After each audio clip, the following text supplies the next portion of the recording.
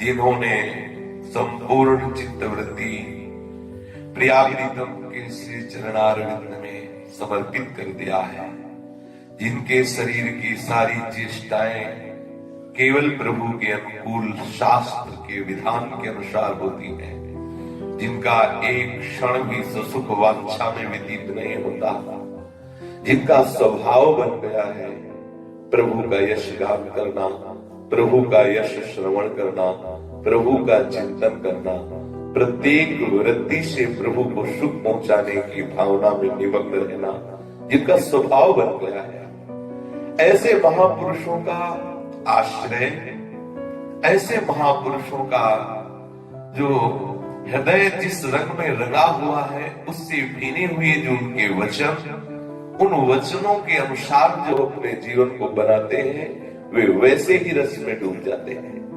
आज भी विचार करके देख लीजिए कि आप में क्या ऐसे कोई सद्गुण है जिनसे हम प्रिया प्रीतम के सामने दावा पेश कर सके कि देखो हम ऐसे सद्गुण संपन्न हैं, हम ऐसे साधना परायण हैं, आप हमें दर्शन दीजिए, आप हमें अपनी सेवा में ले लीजिए। हमें तो ऐसा कोई सद्गुण नहीं नजर आ रहा अपने में कि हम दावा पेश कर सके प्रभु के सामने।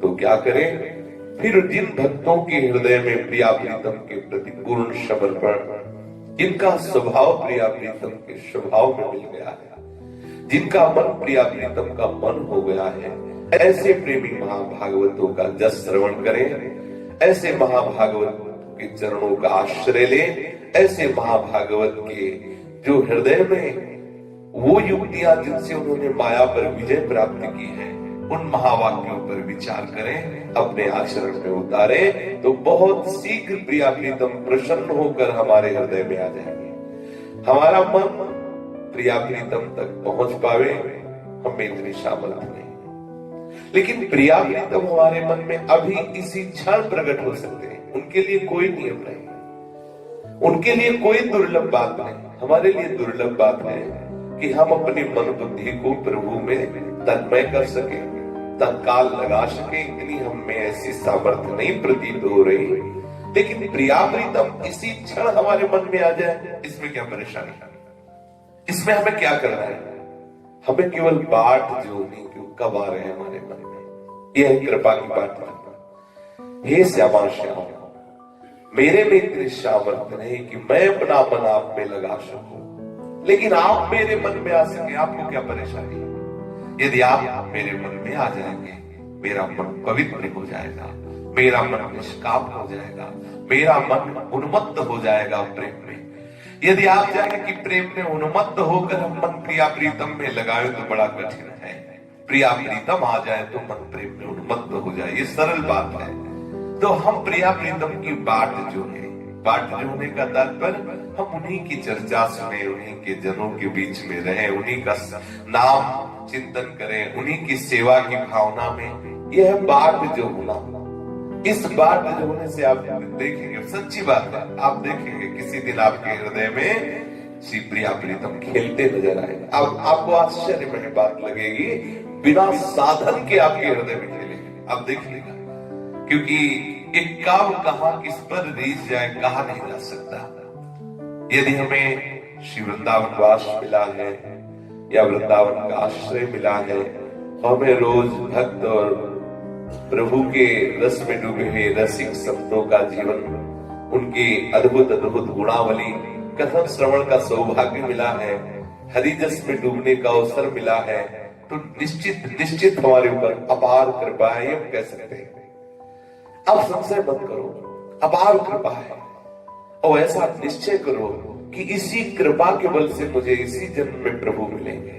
दृढ़ निश्चय करो। जिन जिन महापुरुषों के जीवन चरित्र को देखा, उसमें दृढ़ विश्वास पाया गया, और शास्त्र सम्मत बात है।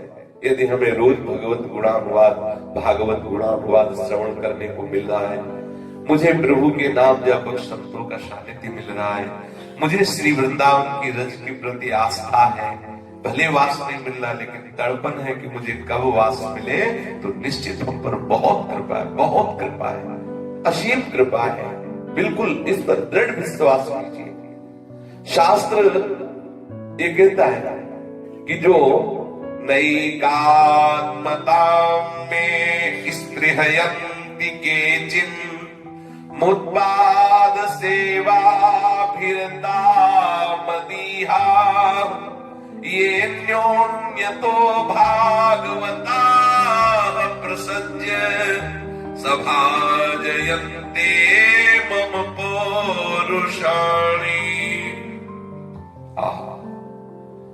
जो बड़े भाग्यशाली जन होते हैं उनको यह अवसर मिलता है क्या कि जो भगवत भक्त हैं उनकी सभा में बैठने का अवसर, भगवत भक्तों की सभा में बैठने का अवसर किनको मिलता है? जो बड़े भाग्यशाली होते हैं। हमें लगता है कि हमारे भाग्य तो नहीं, पर प्रिया जी ने कृपा कर दी, इसलिए हम कह सकते हैं कि हम बड़े भाग्यशाली हैं। हमारे भाग्य नहीं थे ऐसे, हमारे सत्कर्म नहीं थे, अब हम कह सकते हैं हम बड़े भाग्यशाली हैं क्योंकि प्रियाजू ने कृपा करके हमें यह सौभाग्य प्रदान किया।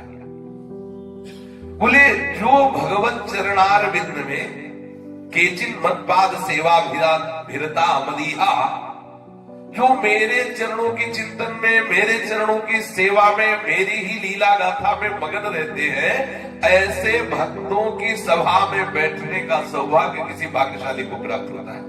अब हम कह सकते हैं कि उन भाग्यशालियों की गणना में अपना भी नाम आ गया क्योंकि प्रियाजू ने कृपा करके सौभाग्य प्रदान किया है। जो केवल भगवत प्रसन्नता के लिए ही समस्त आचरण करते हैं वो बड़भागी भक्त, जिनका एक स्वभाव बन गया है भक्त भागवत चर्चा करना, वो चर्चा किए बिना रह नहीं सकते। जैसे दो विषयी पुरुष बैठे वो बात करेंगे प्रपंच की, ऐसे जिनका स्वभाव बन गया है भगवत चर्चा करना, उनके हृदय में इतनी भी जगह नहीं रह गई कि कोई और महत्व लोकांतर का, तो वो जब बोलेंगे तो प्रभु की ही बात बोलेंगे या किसी के प्रभु के प्रेम में उन्मत्त महाभागवत की बात बोलेंगे। ये न्योन्यतो भागवता प्रसज्य सभाजयन्ते मम पौरुषाणि, ऐसे महाभागवतों की सभा में मेरे पौरुष की, मेरे नाम महिमा, मेरे गुण महिमा, मेरी लीला चरित्रों का गायन होता रहता है। जो मेरी लीला चरित्रों को गायन करने वाले भक्तों की सभा में बैठते हैं उनको एक दिन ऐसा सुख प्राप्त होगा कि वो सायुज्य मोक्ष की भी इच्छा नहीं करते, ऐसा उनको सुख प्राप्त होगा। नैकात्मता में स्पृहयन्ति केचिन मतपाद सेवा भिरता मदीहा ये न्योन्यतो भागवता प्रसज्य सभाजयन्ते मम पौरुषाणि। वो बड़े भाग्यशाली जन उन भक्तों की सभा में बैठने का सौभाग्य प्राप्त करते हैं जिन भक्तों का स्वभाव बन गया है भक्त और भगवान के यश का गायन करना, यश का श्रवण करना। ऐसे भागवतों के मध्य में भगवत चर्चा या भागवत चर्चा सुनने से वो सुखानुभूति होती है कि उसे सायुज्य मोक्ष भी फीका लगने लगता है। क्या होता है ऐसे महाभागवतों की मध्य में बैठने से? लाभ क्या होता है जो मोक्ष को भी फीका कर देता है? बोले सुनते सुनते उनका हृदय सहज में बिना अन्य किसी साधन के ऐसा पवित्र हो जाता है कि उनके हृदय में लालसा जग जाती भगवत मिलन की। बहुत जन्मों की साधना के बाद मुमुक्षता जगती है, ऐसा आदि गुरु भगवान शंकराचार्य जी विवेक चूड़ामणि में कहते हैं। जब कोई कई जन्म तक पुरुषत्व प्राप्त करके साधना करता है तब उसके हृदय में जागृत होती मुमुक्षता, और मुमुक्षता जागृत होने पर भी कितने जन्म लगते हैं मोक्ष पद में स्थित होने के कहा नहीं जा सकता। लेकिन यहाँ मोक्ष को भी लघु कर देने वाला अनुराग रस भक्तों की सभा में इसी जन्म में नहीं बहुत शीघ्र प्राप्त हो जाता है। भगवत दर्शन की प्रबल लालसा, भगवत मिलन का प्रबल विरह, भगवत अनुराग में तड़पना, ये बात भक्तों की सभा से प्राप्त होती है। तो पश्यन्ति ते में रुचिरायं वसन्तः प्रसन्नवक्तारुणलोचनानि रूपाणि दिव्यानि वर प्रदानी साकं वाचम स्पृहणीया वदंती। भगवान कपिल देव जी माता देवहूति से कहते हैं कि जो साधु जनों की सभा में बैठ करके साधु जनों के द्वारा गाए हुए हरियश या हरिजन यश का श्रवण कथन करते हैं, उनके हृदय में बहुत शीघ्र मेरे मिलन की लालसा जागृत हो जाती है और उस लालसा से विकल हुए हृदय में मैं प्रकट हो जाता हूं और वो देख पाते हैं क्या मेरे अरुण नयन, मेरे मनोहर मुखारविंद से युक्त सुंदर वरदायक दिव्य रूपों की झांकी। ये बड़ी दुर्लभ बात है। जो सायुज्य मोक्ष को भी फीका कर दे, ऐसे कोटि मनमथ रूप का प्रादुर्भाव हो जाता है। स्वयं भगवान ने भी कहा मदभक्ताय यत्र गायत्री तत्विदृष्टामिनार्थ, जहां मेरा भक्त गायन करता है। बड़े भाग्यशाली है जो भक्त और भगवान के यश गाने वाली सभा में बैठकर तन्मयता पूर्वक उस यश का श्रवण करते हैं। मेरे दिव्य रूपों की झांकी आने लगती है उसके हृदय में, केवल श्रवण के प्रभाव से। शुद्ध शरणागति भी श्रवण से ही होती है। श्रवण सुजस सुनी आयो प्रभु भंजन भोवीर, त्राहि त्राहि आरत्य हरन सरन सुखद रघुवीर। और श्रवण से ही प्रभु के मिलन की लालसा सीधे। रत्नावती जी ने कोई साधना नहीं की, केवल दासी ने श्री वृंदावन बिहारी जी के रूप का गायन किया और उन्होंने सुना, इतने में ही बावरी हो गई। रोज उठते बैठते उस सेवा में रहती, बस श्री कृष्ण रूप माधुरी का गान करती। निर्मल हृदय वो राम महारानी रत्नावती जी बार बार सुनकर आसक्त हो गई। कोई अन्य साधना नहीं, केवल श्रवण से अनुराग रंग ऐसा बना हृदय में कि सब राजमहल के वैभव को छोड़ करके संतों की सभा में मुंडन करवा के बैठ गई। पति के होते हुए मुंडन करवा के बैठ गई। संतों की सभा में बैठने से, उनके मुख से हरिजनों का यश श्रवण करने से हृदय में भगवत प्राप्ति की लालसा, समस्त दोषों का शमन और भगवान करुणा करके उनके मानस पटल पर अपनी झांकी प्रकाशित कर देते हैं। और इतना ही नहीं कि केवल भाव का ही रूप प्रकाशित होता होगा, सत्य नहीं, वो केवल झांकी आ गई भावनात्मक, ऐसा नहीं। कह रहे हैं कि मेरे साथ बातचीत भी होती है। पश्यन्ति ते मे रुचिरायम्ब संतः प्रसन्न वक्तारुण लोचनानि रूपाणि दिव्यानि वरप्रदानि साकं वाचम स्पृहणीया वदन्ति। केवल ये नहीं कि भावना में प्रभु आ गए, बस अंतर ध्यान हो गए, बोले हमने देखा। ऐसे बातचीत होती, जैसे हम आपसे बात कर रहे हैं ऐसे प्रभु बातचीत करते हैं। अच्छा, प्रभु यही बातचीत करना चाहे तो प्रभु से बातचीत हो जाएगी, कोई जान भी नहीं पाएगा, क्योंकि समस्त श्रवणेंद्रिय और नेत्रेंद्रियों में ताकत प्रभु की है। प्रभु ने सबकी श्रवणेंद्रिय और नेत्रेंद्रिय को रोक दिया, तो केवल जिससे बात करेंगे उसी से बात हो सकती, उसी की इंद्रिया काम करेंगे, क्योंकि समस्त इंद्रियों के स्वामी गोविंद है। गोविंद समस्त इंद्रियों के स्वामी, गोविंद गो माने इंद्रिया और गो इंद्र, जो इंद्रियों के इंद्र है वो गोविंद ही तो है। समस्त इंद्रियों के स्वामी, जिस इंद्रिय को चाहे पूरे जगत की इंद्रियों को जहां चाहे जैसे चाहे उन्हें तेजवान कर सकते, उन्हें वही रोक सकते हैं। वो जिससे बोलना चाहे सिर्फ उसे सुनाई देगा, वो जिनके सामने प्रकट होना चाहे लाखों के बीच में केवल वही देख पाएगा, उसी की नेत्र देख पाएगी। वो मेरे रूप की झांकी पाता है और सप्रेम संभाषण भी करता है। जिनके लिए बड़े बड़े तपस्वी लालायित रहते हैं, हे अम्बु, भक्तों के समागम से ये अद्भुत लाभ प्राप्त होता है। और दूसरी बात, जो भगवान के कृपा पात्र जन है, साधु नाम समचित्ता नाम सुतराम मत्कृतात्मनाम दर्शनान्नो भवेत् बंध पुंसोक्षणो सवितुर यथा।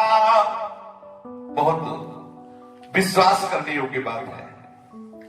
कह रहे हैं कि जिनकी बुद्धि समदर्शी हो चुकी है, जिनके हृदय पूर्ण रूप से मेरे में समर्पित हो चुके हैं, ऐसे जो संत जन हैं, ऐसे जो भक्त जन हैं, जो उनका दर्शन करते हैं, ऐसे संतों के समीप जो बैठते हैं, ऐसे संतों के दर्शन से किसी का बंधन बना रहे संभव।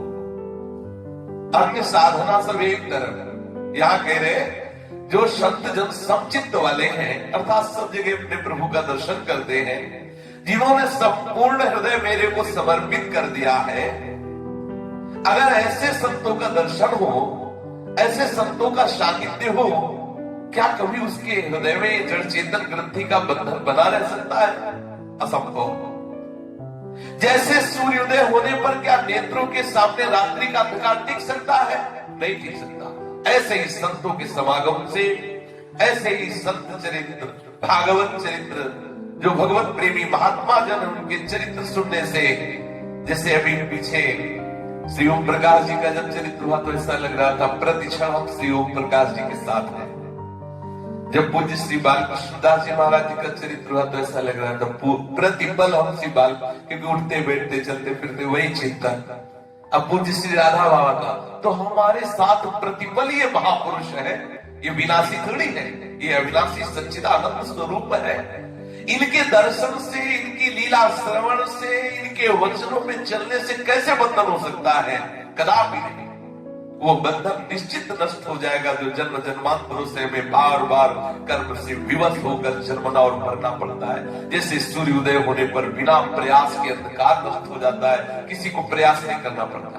एक खास बात और है कि समस्त पर्वतों में यदि दावार को लगा दी जाए और जगह जगह बड़े बड़े दीपक और हर प्रयास कर लिया जाए, हम कहते हैं सैकड़ों चंद्रमा भी उदय हो जाए, पर बिना सूर्य प्रकट हुए रात्रि का नाश नहीं हो सकता। आप देख लीजिए, एक चंद्रमा नहीं, सैकड़ों चंद्रमा हो तो भी रात्रि का नाश नहीं हो सकता।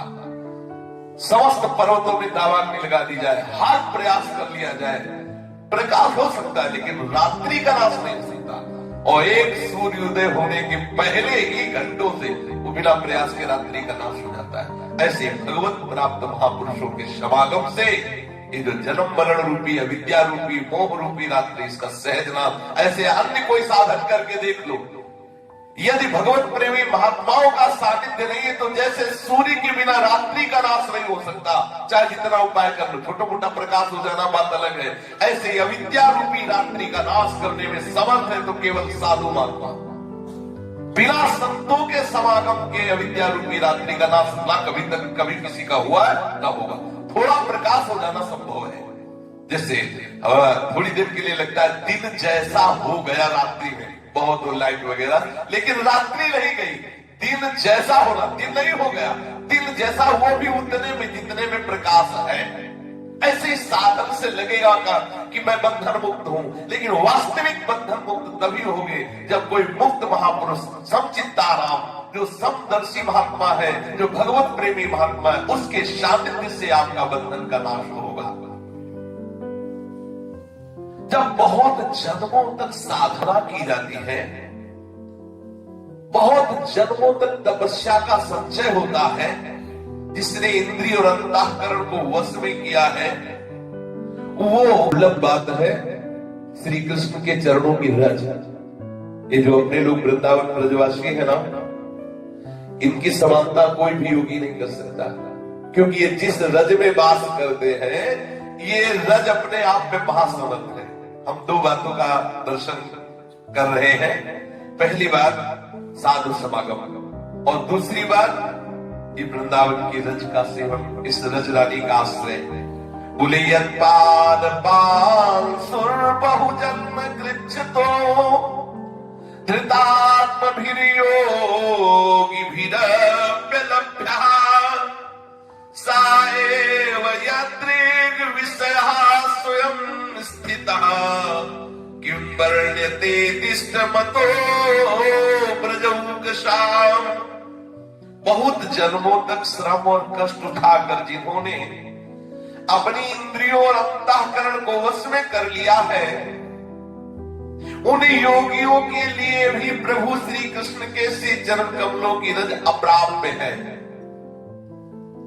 वही प्रभु स्वयं जिन ब्रजवासियों के साथ, ग्वालों के साथ उनके मनोनुकूल खेल खेल रहे हैं, उनके साथ आंख बिचौनी खेल रहे हैं, नाना प्रकार की क्रीड़ाएं कर रहे हैं, हर समय उनके नेत्रों के सामने है।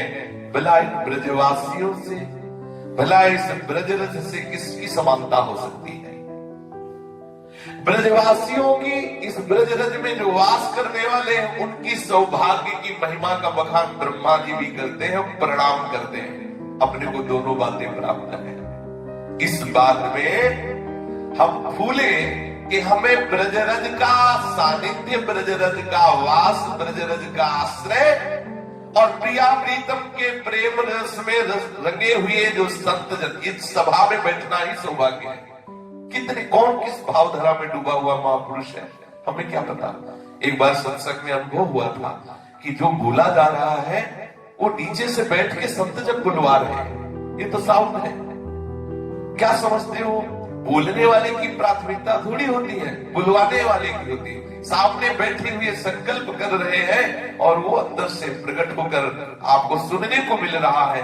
बैठे हुए में से कौन किस धरा में, आप क्या जान सकते हो? सामने 4 लोग दिखाई दे रहे हैं, पीछे कौन बैठा है, किस भावधारा वाला बैठा है? अच्छा, जिसे देख पा रहे हैं उसके अलावा भी बैठे हैं, अव्यक्त महापुरुष भी बैठे हैं। क्या आप देख पा रहे हैं? नहीं देख पा रहे हैं। ये अहोभाग्य, हमें दोनों सौभाग्य प्राप्त है। एक तो संत सभा में बैठने का सौभाग्य और दूसरा ब्रजरज में, ब्रजरज का आश्रय लेने का सौभाग्य। यदि 2 बातें हम जीवन में अपने उतार ले तो हर महापुरुष की जो स्थिति प्रभु के चरणों में, वो स्थिति हमारी निश्चित हमें प्राप्त हो जाएगी। कभी हम ब्रजरज से अपने शरीर को अलग न रखें। अगर बाहर भी जाए तो ब्रजरज लगाते रहे। दूसरी बात, यदि हमें संत सभा में बैठने को ना मिले तो उनकी सभा में हुई बातों से हम कभी अलग न रहें। उनकी चर्चा में जो हमने सिद्धांत सुने, जो भगवत यश सुना, वो अपने जीवन में उतारे। आज एक भारत की बहुत बड़ी विभूति पूज्य श्री राधा बाबा के पावन जस का कथन श्रवण उन्हीं के बल से करते हैं। पहले उनके कुछ वचन सुनते हैं कि कैसे महामहिमा में वचन है राधा बाबा के। जीवन में आप अपनी आत्मा की प्रवचना मत करो, राधा बाबा कह रहे हैं। अरे हमें कैसे भगवत प्राप्ति हो सकती है, हम तो गृहस्थ हैं, हम तो विषयी हैं, हम तो ऐसे हैं, हमें कैसे भगवत प्राप्ति? आप अपना ही नाश कर रहे हैं। सावधान, आप प्रभु के हैं, प्रभु के थे, प्रभु के ही रहेंगे। भूल से शरीर को आप अपना मान रहे हैं, इसलिए आप ऐसी बात कर रहे हैं। जीवन में आप अपनी आत्म प्रवचना मत करो। बिल्कुल पहला शब्द समझ लीजिए, आप किसी क्षण जो भी है, जहां भी है, जैसे भी है, प्रभु के हैं, प्रभु की प्राप्ति के अधिकारी हैं।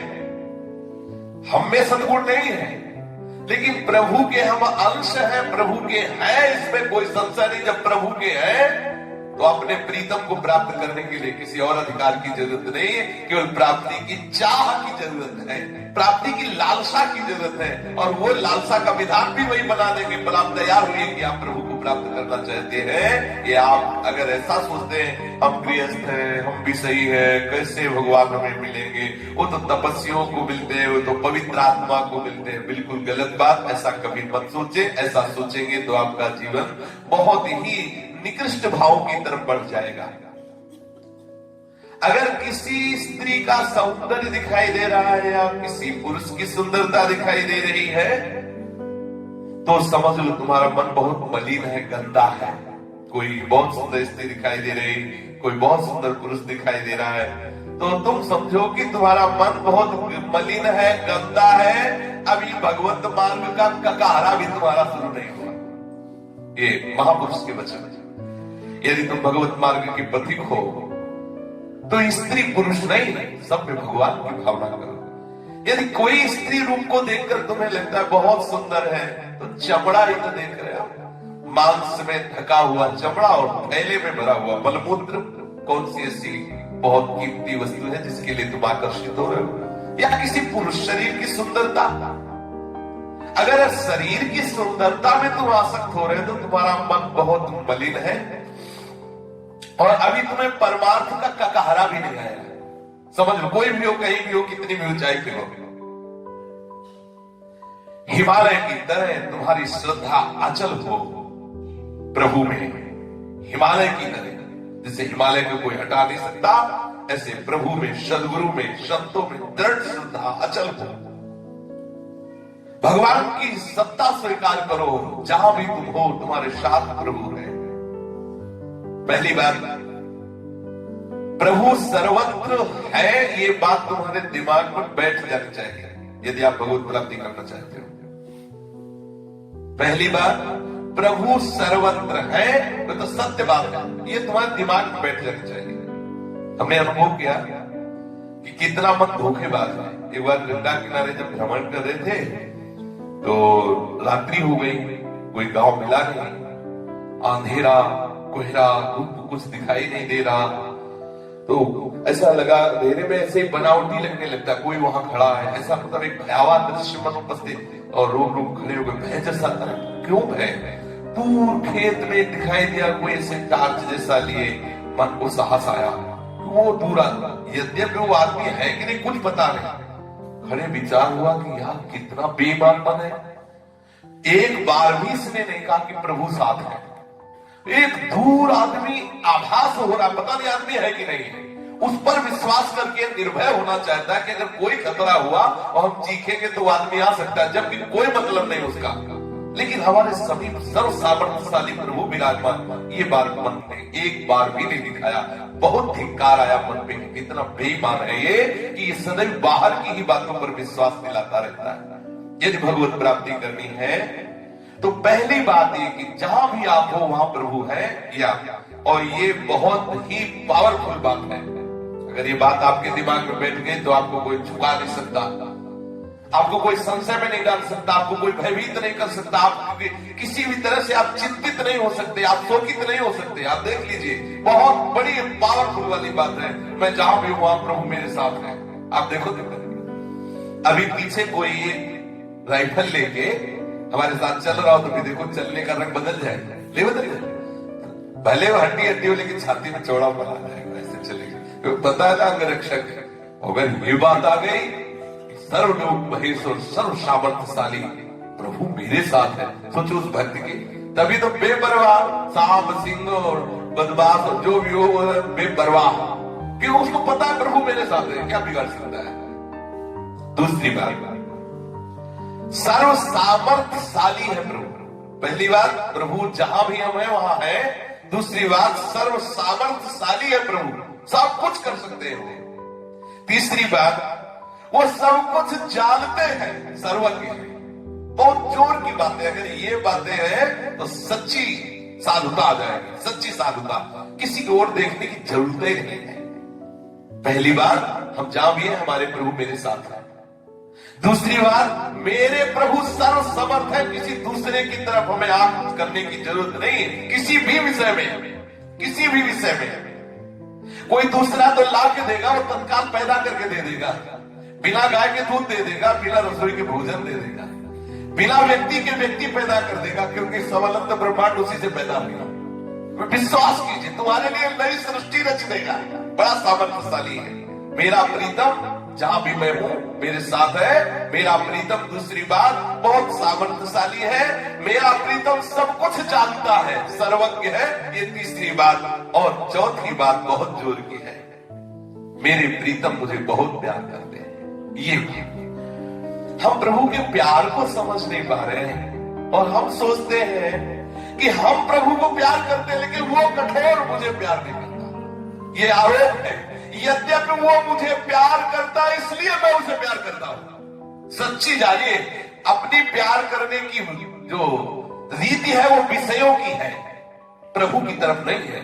अगर मुझे प्रभु से प्यार करने की बात आई तो मुझे प्रभु ने प्यार किया इसलिए आई, वो मेरी बात नहीं कि मैं प्रभु से प्यार कर रहा हूं। या होता उल्टा है कि हे नाथ मैं आपसे प्यार करता हूं, लेकिन तुम कितने कठोर हो, तुम हमसे प्यार नहीं कर रहे। जबकि बात उल्टा है, वो हमसे प्यार कर रहे इसलिए हम उनको प्यार कर रहे हैं। नहीं, हमें छूट कर दी जाए तो हम केवल विषयों से प्यार करते, प्रभु से नहीं। आप देखिए, यदि आपको ये चार बातें आ गई तो आप सच्चे महात्मा बन जाएंगे। स्वप्न में भी पहली बात, आपको कोई भयभीत नहीं कर सकता यदि ये बात आ गई। अरे मरो तो ऐसा मरो यार कि फिर मरना ना पड़े।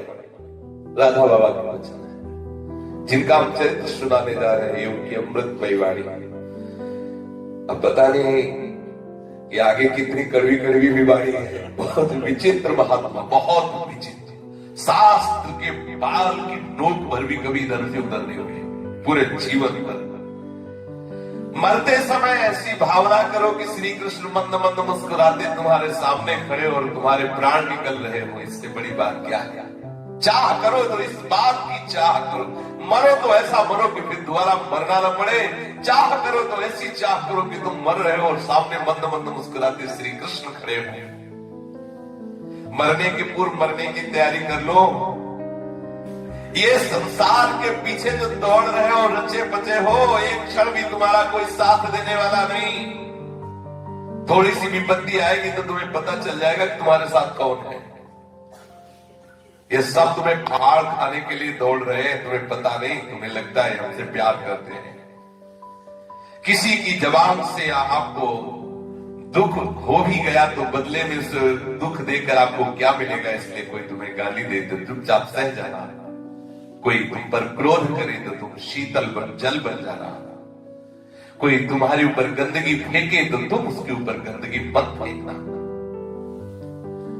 लोग कहते हैं मैं सत्संग सुनता हूं। अरे सत्संग सुनने का मतलब क्या है कि एक बार जो सुन लिया वो जीवन में आ जाना चाहिए, आचरण में आ जाना चाहिए, भीतर आस्तिकता आ जानी चाहिए कि प्रभु है, भीतर नाम जब चलना चाहिए। सत्संग सुन रहे हैं, आपको तो पद पद पर संशय हो रहा है, पद पद पर, बात बात पर, संतों की बात पर संशय हो रहा है। ऐसा फिर क्यों क्यों ऐसा क्यों? यमराज के पास आपका चिट्ठा पहुंच चुका है, ये भी सोचा है क्यों? राधा यमराज के पास भी चिट्ठा पहुंच गया, ये भी सोचा क्यों? अगर ये सोचोगे क्यों तो क्यों भी बंद हो जाएगा। राधा राधा राधा राधा शुरू हो जाएगा। दुनिया को ठग सकते हो, दुनिया के मालिक को नहीं। राधा दुनिया को ठग सकते हो, भोली भाली है। समय रहते अगर मनुष्य को पता लग जाए और ठीक ठीक वो चलता जाए तो उसे दोबारा कोई बात पूछने की जरूरत नहीं, आगे का रास्ता खुल जाएगा। कहने वालों पर कितना विश्वास है आपको? कभी आपने अपने से पूछा कि जो आप सुन रहे हो, जो सुना रहा है, उस पर आपको कितना विश्वास है? यहां तो आप पूछते ही रहते हैं, ऐसा क्यों, वैसा क्यों, वैसा क्यों। क्या कभी आपने सत्य को स्वीकार किया? पैसों से प्रीति, शरीर से प्रीति, भोगों से प्रीति, कभी श्री कृष्ण से प्रीति की? कभी क्यों आया हृदय में? पैसे से प्यार क्यों कर रहे हैं, स्त्री से प्यार क्यों कर रहे हैं, शरीर से प्यार क्यों कर रहे हैं? ये आया नहीं। संत बोलेंगे तो क्यों क्यों ये सब लगाते चले जाओगे। कुछ लोग ऐसे हैं कि मरने के बाद हमारा दुनिया में नाम हो, 100 रुपया देंगे, पत्थर लगवाएंगे। बड़ा विचित्र है। अरे सत्य वस्तु की प्राप्ति के लिए मनुष्य शरीर मिला है, ना कुछ रहा है ना कुछ रहेगा। मान लो, अपने आप को परिवर्तित कर लो। आग के पास जाओगे तो पैर जल ही जाएगा, भले तुम बिना समझे जाओ, चाहे समझ के जाओ, उसका स्वभाव तुम्हें जला देगा। सावधान।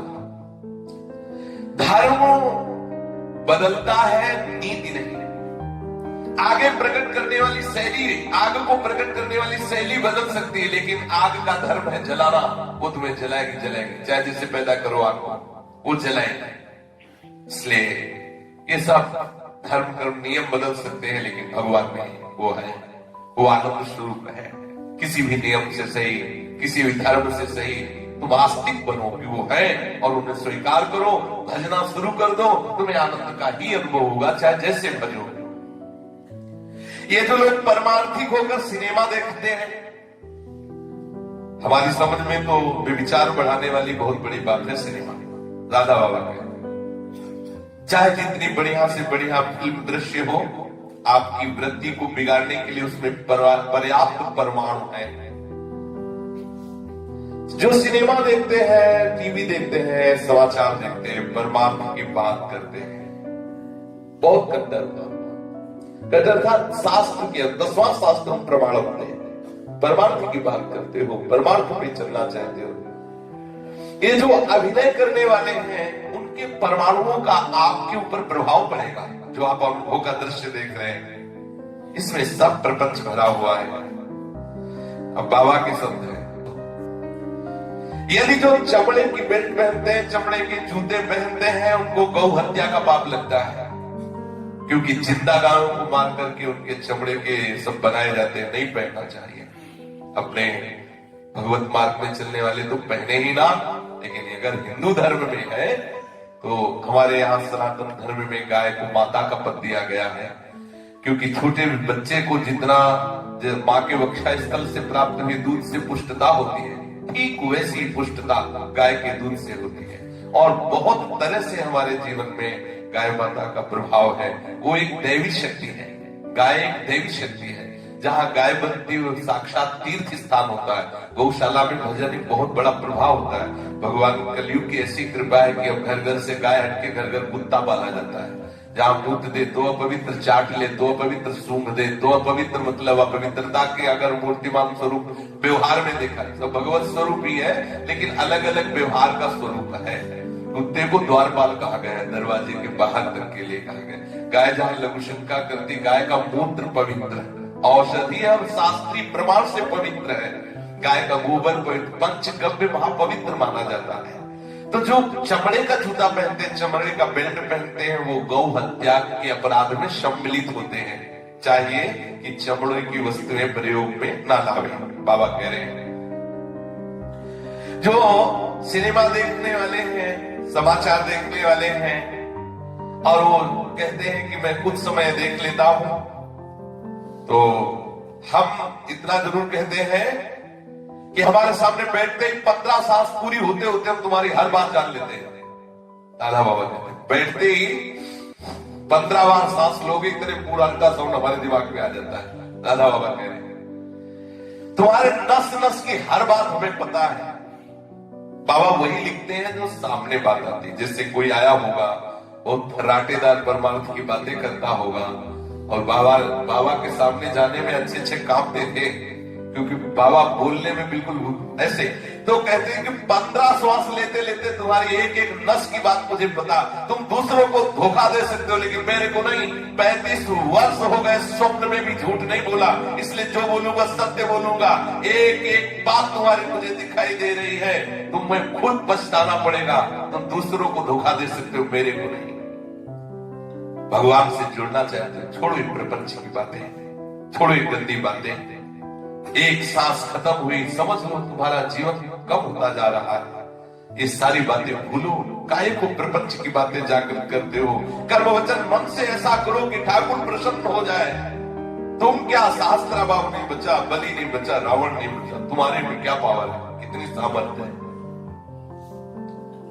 श्री राधा बाबा कह रहे हैं ये छोरे छोरियां बाहर सरकार करके चलते हैं। अरे ओ बाबा, अरे टट्टी मूत के थैलों को क्यों सजा रहे हो? अरे संतों की भाषा है, अगर समझ जाओगे तो श्री कृष्ण से प्यार हो जाएगा। घंटों शीशा में एक एक बाल सवाल। ओठ लाल नहीं है, फट रहे हैं, लेकिन उनके ऊपर लाली लगा रहे। अरे वो ओठों के लाली से आप भजन करो, ब्रह्मचर्य रहो, बिना लाली के लाल रहेंगे ओठ? नहीं रहेंगे।